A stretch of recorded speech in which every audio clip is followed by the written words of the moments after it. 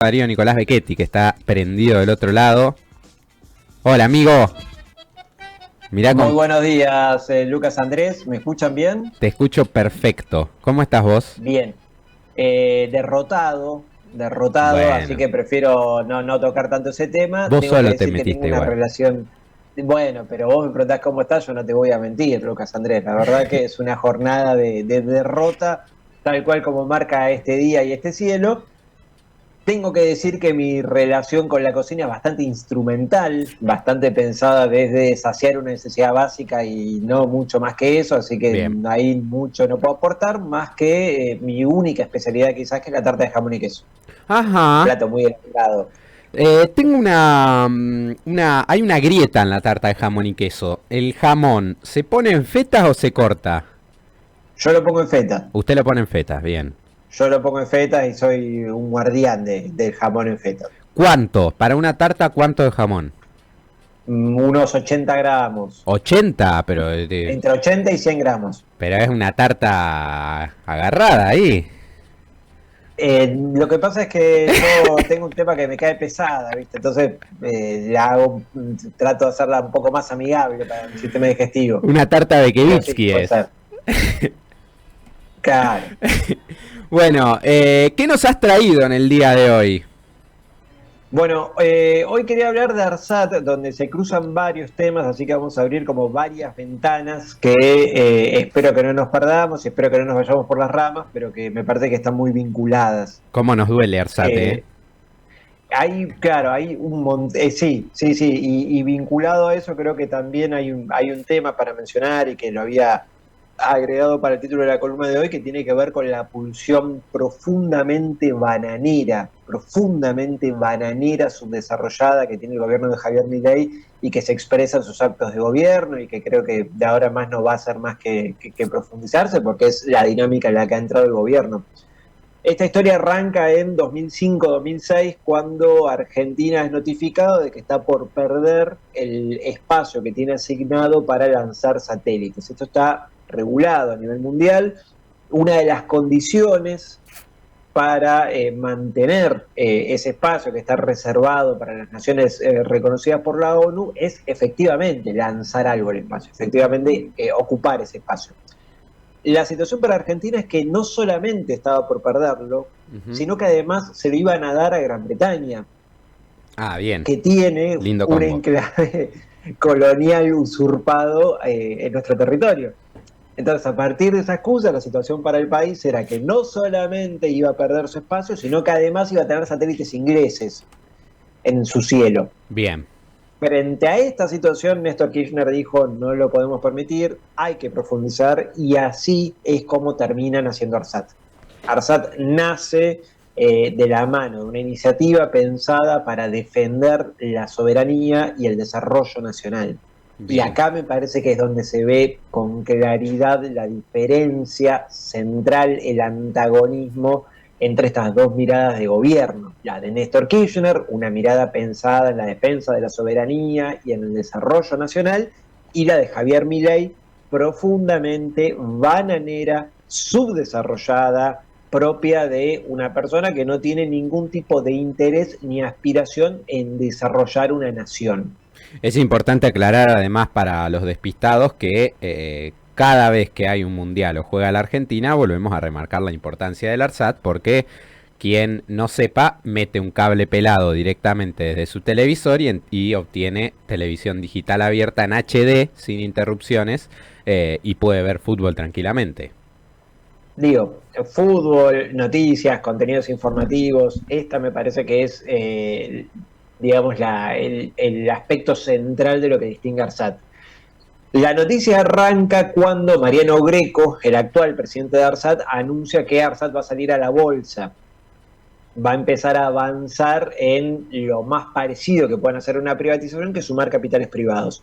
Esta idea para mí no es una idea rechazable en sí misma, es una idea que se puede llegar a discutir porque ahora vamos a hablar, ARSAT tiene 5 grandes activos, pero en los 5 casos necesita inversiones que el Estado está realmente muy complicado para hacer. Entonces, en esta situación yo creo que es más o menos razonable discutir el tema de salir a la bolsa, es un modelo que YPF, por ejemplo, aplica con éxito. Claro. Creo que podría llegar a ser discutible. Sí, con este gobierno genera quizás más preocupaciones, en otro gobierno que esté un poquito más preocupado por cuidar el interés nacional, creo que podría ser una alternativa charlable. Pero bueno, el punto es, el deseo del gobierno era privatizar ARSAT, por lo menos por ahora no pudo, fue algo que se logró resguardar en el debate cuando se estaba charlando la ley de desguace del Estado. Y lo máximo que pueden hacer es avanzar hasta el 49% de acciones de ARSAT que pueden salir a la bolsa y que pueden ser compradas por capitales privados. Bien. Hay 5 grandes activos que tiene ARSAT, que insisto, cada uno tiene sus particularidades, pero al mismo tiempo se puede ver bien clarita la diferencia que hay en la mirada de cómo se gestiona una empresa pública de estas características. Acá hay que hablar de la REFEFO, la Red Federal de Fibra Óptica, hay que hablar de los satélites, de la red, de TVA, el data center y el espectro para el 4G y el 5G. De fondo también se mezcla la declaración de guerra para Clarín y la pasión que tiene el gobierno por Elon Musk. Entonces acá la cosa se empieza a poner un poquito más peluda todavía. Bueno, la Red Federal de Fibra Óptica hay que decir que es la más grande del país, que ninguno de los privados tiene una red de fibra óptica que sea siquiera la mitad de lo que es la Red Federal de Fibra Óptica, y que esto es una decisión soberana del Estado. Reparación histórica para el compañero Julio De Vido. Exactamente. Y acá, si hay que decir un nombre propio, hay que decir arquitecto Julio De Vido. ¿Por qué? Porque esta red federal de fibra óptica avanzó sobre lugares de la República Argentina donde los privados no iban porque no era rentable.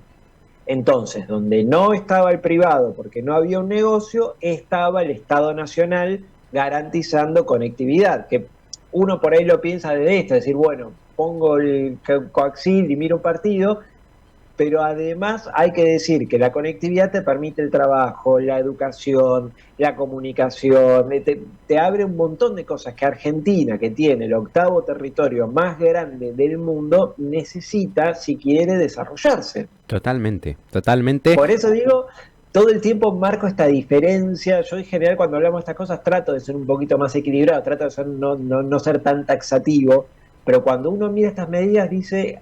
No hay otra forma para mí de mencionarlo y de explicarlo y de decirlo. Hay una voluntad bananera por parte del gobierno y eso se ve en sus medidas. Claro. Además, digo, y te sumo ahí lo que sucede, por ejemplo, con la población de alta montaña. Argentina es un país que está atravesado por la cordillera de los Andes, desde el norte al sur de su país, y hay población, hay gente que vive ahí que gracias a los desarrollos que ha tenido ARSAT, puede, por ejemplo, programar la ruta de los días para saber el clima, para tener acceso a la información, no estar desconectado.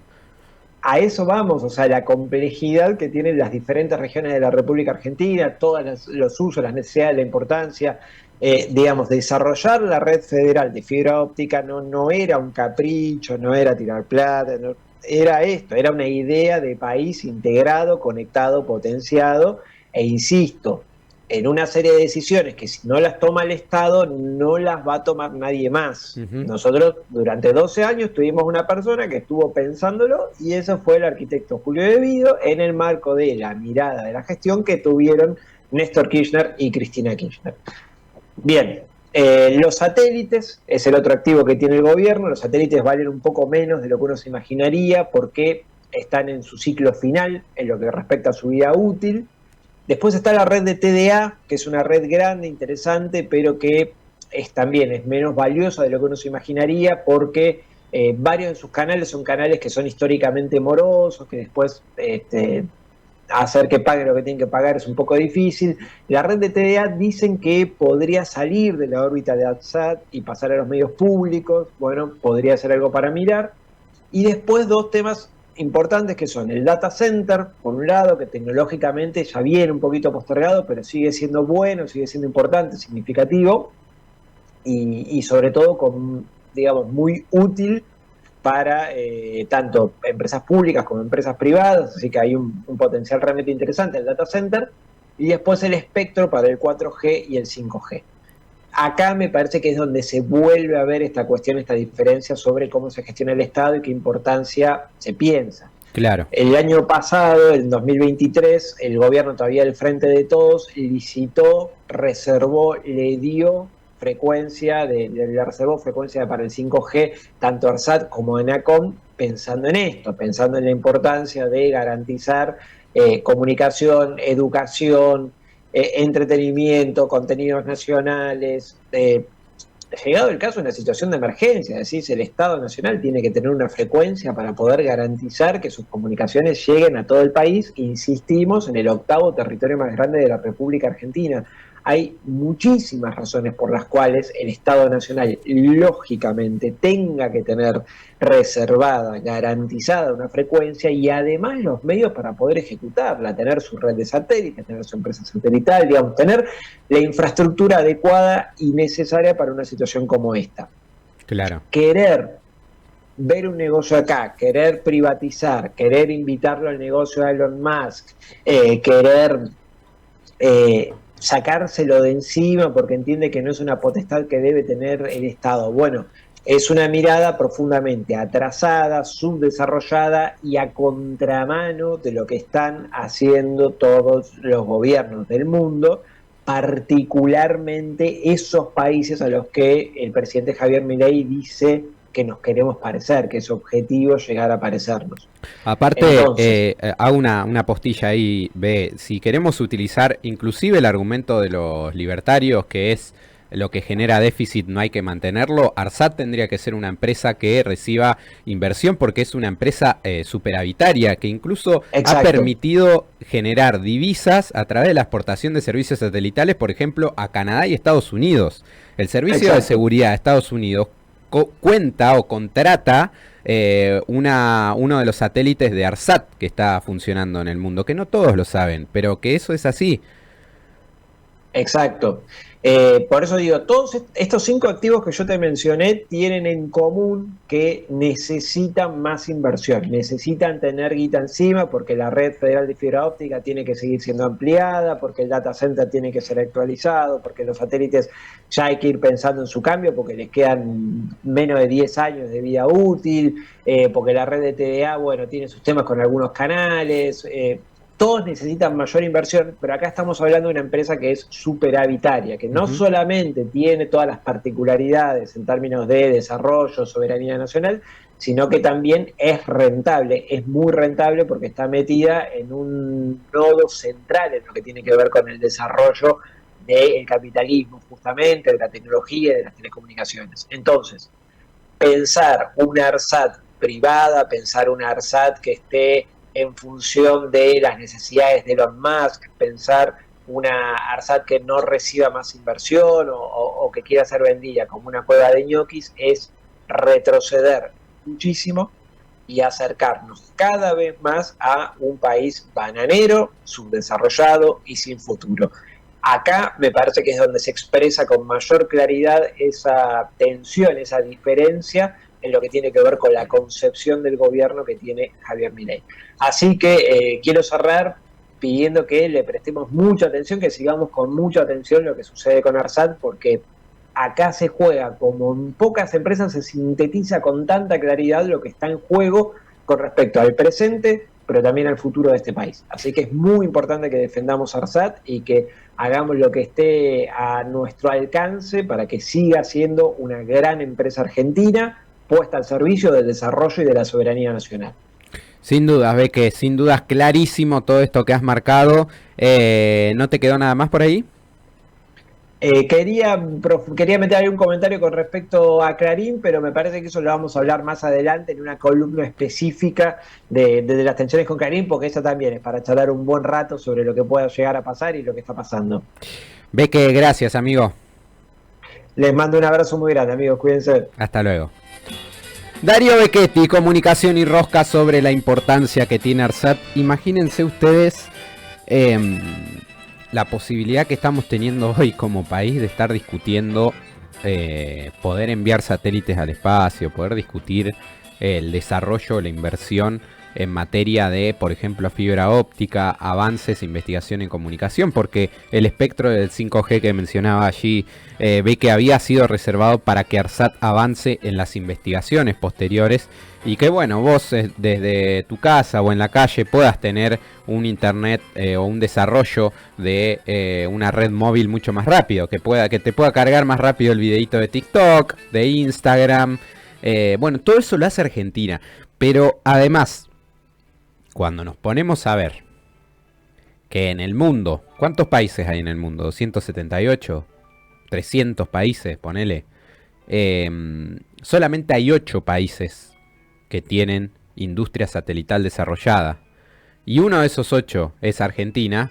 Bueno, toma mayor relevancia en torno a esto. Elon Musk, y como lo decía Ibe, que siempre se ha mostrado interesado en lo que tiene que ver con el equipamiento de ARSAT, porque es uno de los equipamientos de punta. De hecho, ARSAT tiene el equipo técnico más avanzado en Latinoamérica. Por eso también es importante remarcar sobre todo la importancia que cumple esta empresa para el desarrollo nacional y porque además estamos hablando de la posibilidad de cambiar la matriz productiva de una vez y por todas en la historia de este país, que está acostumbrado a que exporten granos y oleaginosas, a correr la frontera agrícola justamente, que ha ido primero extinguiendo la actividad por naturaleza o por originalidad que ha tenido este país, que ha sido la ganadería. La ha ido corriendo para plantar soja, para plantar maíz, pero que después no se ha desarrollado otro tipo de industria, salvo lo que ha sucedido con la industria energética en los últimos 30 años.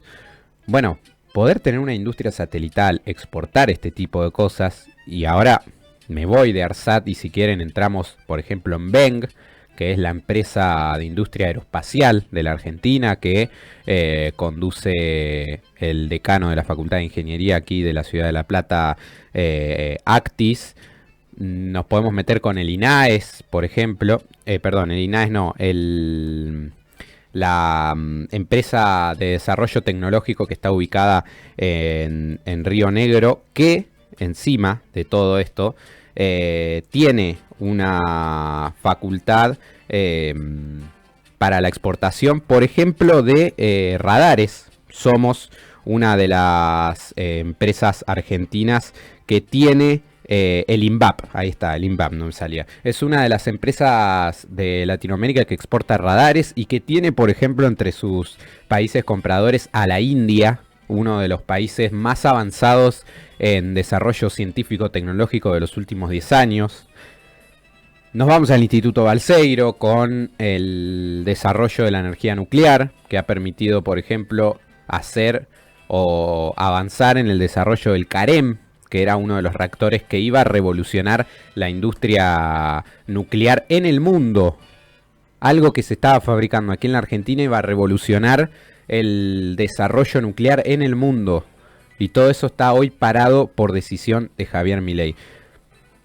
A veces suena un poco caprichoso estar quejándose todo el tiempo, pero es que la verdad, Argentina es un país de punta y de avanzada, y que si no tiene el acompañamiento como lo debería tener de las políticas del Estado, bueno, evidentemente terminaríamos siendo lo que quieren que seamos, que es un país sin desarrollo, un país pobre, un país poco avanzado.